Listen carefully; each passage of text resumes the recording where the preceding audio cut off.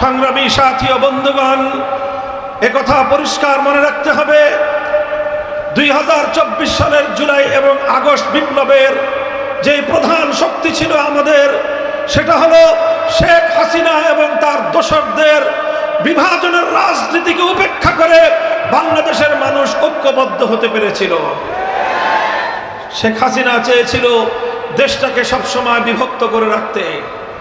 শেখ হাসিনা এবং তার পরিবারের মধ্যে একজনও মুক্তিযুদ্ধে শহীদ হয় নাই, একজনও শেখ হাসিনার পরিবারের শহীদ নাই।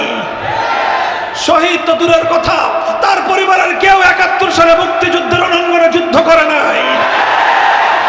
কিন্তু দেখলাম তারাই হয়ে গেল মুক্তিযুদ্ধের সবচেয়ে বড় ডিলার। এরপর দেখলাম বাংলাদেশকে বিভক্ত করবার তাদের পায় তারা, যারাই তাদের রাজনীতির কথা না শুনে, যারাই তাদের সঙ্গে একমত পোষণ না করে, যারাই তাদের বাকশালের বিরুদ্ধে রুখে দাঁড়ায়, যারাই তাদের ফ্যাসিবাদের বিরুদ্ধে রুখে দাঁড়ায়, যারাই তাদের জুলুম শোষণের বিরুদ্ধে লড়াই করতে ময়দানে নামে, তাদেরকে রাজাকার বলে আখ্যায়িত করার ষড়যন্ত্র। যখন আমার দেশের ছাত্র জনতা তারা বৈষম্যের বিলোপ চাইল, যখনই তারা কোটা সংস্কারের ন্যায্য দাবি তুলল, যখন তারা মেধার ভিত্তিতে দেশকে সামনের দিকে এগিয়ে নেওয়ার জন্য আন্দোলনে নামল, আমার দেশের বিপ্লবী দামাল 4 কোটি ছাত্র জনতাকে রাজাকারের বাচ্চা বলে গালি দিল এই শেখ হাসিনা। আমার দেশের দামাল ছেলেরা বলল, অধিকার চাইলে যদি রাজাকার হতে হয়, বৈষম্যের বিরুদ্ধে লড়াই করলে যদি রাজাকার হতে হয়, জুলুমের বিরুদ্ধে যদি কথা বললে রাজাকার হতে হয়, প্রতিটি শিক্ষাঙ্গন থেকে আওয়াজ উঠল, আমি কে তুমি কে।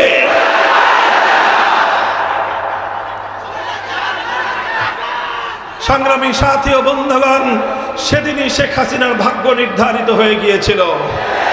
এদেশের ছাত্র জনতা তাকে লাল কার্ড প্রদর্শন করেছিল, কিন্তু এরপরেও পেশি শক্তির বলে তার সন্ত্রাসী ছাত্রলীগকে ছাত্র জনতার বিরুদ্ধে লেলিয়ে দিয়ে ছাত্র জনতাকে ভয় পাইয়ে দিতে চেয়েছিল, ছাত্র জনতাকে খুন করে তাদের আন্দোলনকে দমিয়ে দিতে চেয়েছিল। কিন্তু বাংলাদেশের দামাল ছেলেরা প্রমাণ করেছে, সাবাস বাংলাদেশ, জ্বলে পুড়ে মরে ছারখার, তবু মাথা নোয়াবার নয়। আমরা বিশ্বাস করি আমার দেশের মায়েরা তাদের সন্তানদেরকে প্রেরণা জুগিয়েছে, এদেশের মায়েরা তাদের সন্তানদেরকে হাসি মুখে পুলিশের রিমান্ডে পাঠিয়ে দিয়েছে। আমার দেশের মায়েরা তাদের সন্তানদেরকে ফ্যাসিবাদের বিরুদ্ধে লড়াই করবার জন্য বুলেটের মুখে ঠেলে দিয়েছে।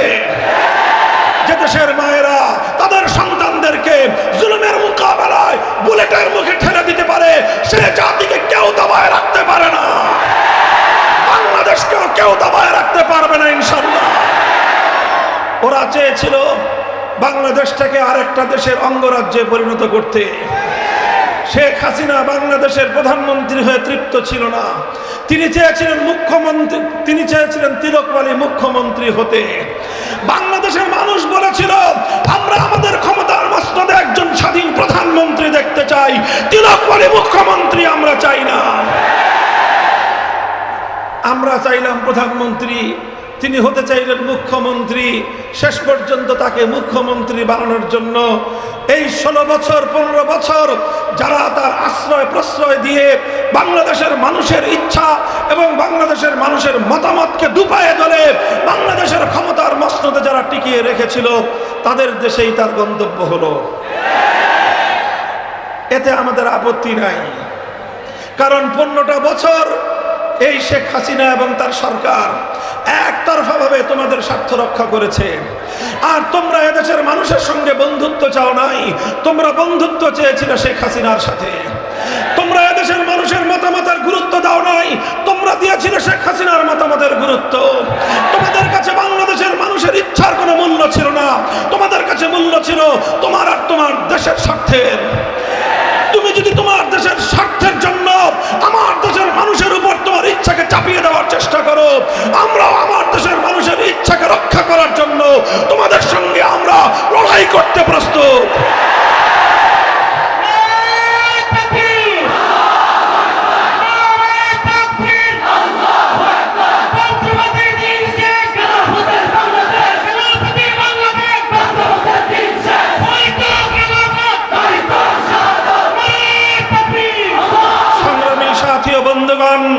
আমাদের পরিষ্কার কথা, আমাদের বক্তব্য পরিষ্কার।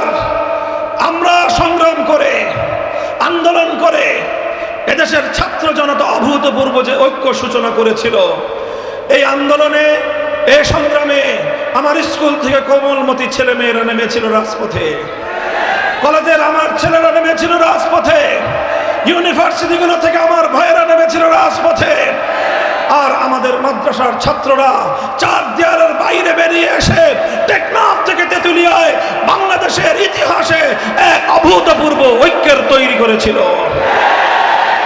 এই অভূতপূর্ব ঐক্য, এই স্কুল কলেজ ইউনিভার্সিটি মাদ্রাসার ছাত্রদের এই ঐক্য, এটাই পরাজিত করে দিয়েছিল শেখ হাসিনার বিভাজনের ষড়যন্ত্রের রাজনীতিকে। আমরা দেখেছিলাম এই সংগ্রামের বৈশিষ্ট্য, আমরা দেখেছিলাম এই সংগ্রামের স্বরূপ।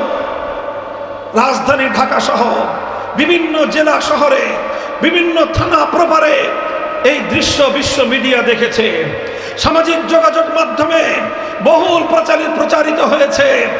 আমরা দেখেছি আমাদের ছেলেরা আন্দোলন করছে, সংগ্রাম করছে, মিছিলে মিছিলে রাজপথ উত্তাল করে তুলছে। যখনই নামাজের সময় হয়ে গেল, আমার কোন কলেজের ছাত্র দাঁড়িয়ে আল্লাহু আকবারের আজানের ধ্বনিতে বাংলার আকাশ বাতাস মুখরিত করে তুলল। আরেকটা ছাত্র কখনো ভার্সিটির, কখনো মাদ্রাসার ইমামতির জায়গায় দাঁড়িয়ে গেল। শত সহস্র আমার সংগ্রামী ছাত্র জনতা তার পিছনে সারিবদ্ধ দাঁড়িয়ে রাজপথের পিচ ঢালা রাস্তাকে জায়নামাজ বানিয়ে আল্লাহর দরবারে সিজদায় লুটিয়ে পড়ল। আর এরপর নামাজের পরে দুহাত তুলে আল্লাহর দরবারে ফরিয়াদের হাত উত্তোলন করলো, আর আল্লাহর কাছ থেকে স্বৈরাচারী ফ্যাসিবাদীর বিরুদ্ধে সাহায্য কামনা করলো। আমার আল্লাহ সাহায্য করেছেন কি করেন নাই? আল্লাহর সাহায্য যখন আসলো, শেখ হাসিনা যাদেরকে রাজাকারের বাচ্চা বলে গালি দিয়েছিল, শেখ হাসিনা যাদেরকে উপেক্ষা করেছিল, শেখ হাসিনা যাদেরকে তুড়ি মেরে উড়িয়ে দিতে চেয়েছিল, সেই ছাত্র জনতার সঙ্গে যখন আমার আল্লাহর সাহায্য একীভূত হলো, শেখ হাসিনা বাংলাদেশ থেকে পালিয়ে যেতে বাধ্য হলো। শেখ হাসিনা বলেছিল, শেখ হাসিনা পালায় না, বলেছিল, আপনারা শুনেছেন, বলেছিল। এখন আমি এই নান্দাইলের হাজারো লাখো জনসমুদ্রের কাছে জিজ্ঞাসা করতে চাই, শেখ হাসিনা পালাইছে না পালায় নাই?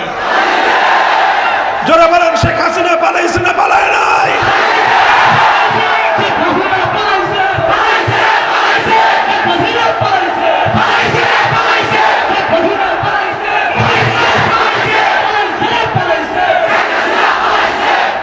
যারা শেখ হাসিনাকে নেত্রী মেনে রাজনীতি করেছিলেন, এখন তো অন্তত আপনাদের শুভবুদ্ধির উদয় হওয়া দরকার। শেখ হাসিনার কথায় আপনারা আমাদের বিরুদ্ধে মাঠে নেমেছিলেন, শেখ হাসিনার কথায় আপনারা এদেশের কোরআনের মাহফিলগুলোতে হামলা চালিয়েছিলেন, শেখ হাসিনার কথায় আমাদের কোরআনের মাহফিলগুলোতে 144 জারি করেছিলেন, শেখ হাসিনার কথায় বাংলাদেশের কোথাও আমরা কোরআনের মাহফিল করতে পারি নাই।